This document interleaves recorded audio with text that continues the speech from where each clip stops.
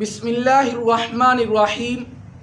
غسل کرنے کے بعد وضو کرنے کی ضرورت باقی رہتی ہے یا نہیں رہتی؟ کیا غسل کرنے کے بعد وضو کیے بغیر نماز پڑھی جا سکتی ہے یا نہیں؟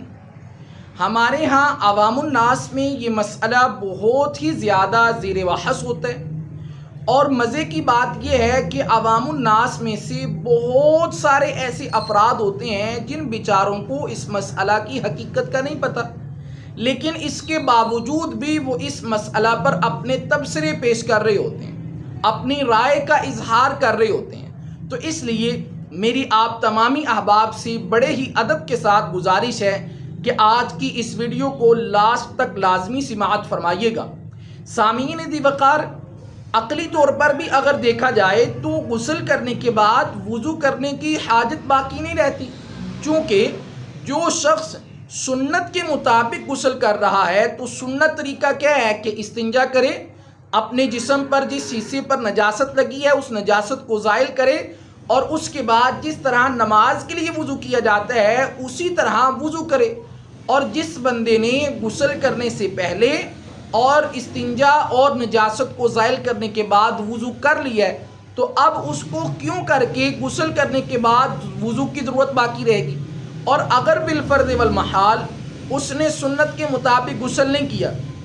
اس نے 3 فرائض کو پورا کیا ہے، گرگرا کیا ہے، ناک کی نرم ہڈی تک پانی کو پہنچایا ہے، پورے جسم پر پانی کو اس انداز سے پہنچایا ہے کہ ایک بال برابر بھی جگہ خشک نہیں رہی، تو اب اس صورت میں بھی عقلی طور پر اس کو بعد میں وضو کرنے کی ضرورت نہیں ہے، چونکہ وضو میں آپ دیکھیے کہ 4 فرائض ہیں۔ نمبر 1 پر اپنے چہرے کا دھونا، اپنے ہاتھوں کو کوہنیوں سمیت دھونا، اپنے سر کا مسح کرنا اور اپنے پاؤں کو ٹخنوں سمیت دھونا، اور یہ چاروں کام غسل میں وضو کی نسبت زیادہ اچھے طریقے کے ساتھ انجام پائے گئے ہیں۔ تو اس لیے عقلی طور پر بھی غسل کرنے کے بعد وضو کرنے کی ضرورت حاجت باقی نہیں رہتی، اور صرف عقلی طور پر ہی نہیں بلکہ اللہ کے نبی صلی اللہ علیہ وسلم کی حدیث مبارکہ موجود ہے،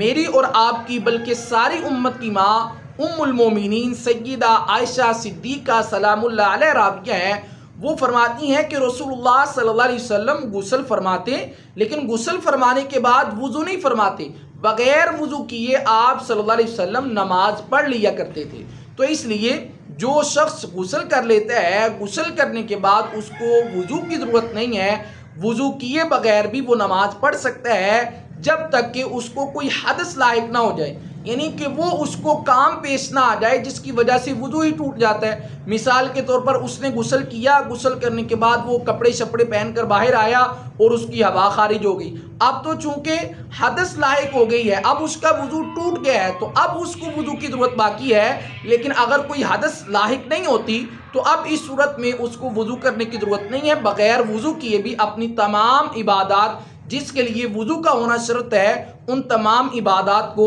انجام دے سکتے ہیں۔ اللہ تبارک و تعالی مجھے بھی اور آپ کو بھی دین کے تمامی مسائل کو اسی طرح سیکھ کر سمجھ کر اس کے مطابق عمل کرنے کی توفیق عطا فرمائے۔ اور اگر آپ نے ابھی تک ہمارے اس چینل کو سبسکرائب نہیں کیا تو برائے مہربانی سبسکرائب کیجیے، اور اسی طرح اپنی رائے کا اظہار نیچے کامنٹ باکس کے اندر ضرور فرما کر جائیے گا۔ ملتے ہیں نیکسٹ ویڈیو میں، تب تک کے لیے السلام علیکم ورحمۃ اللہ وبرکاتہ۔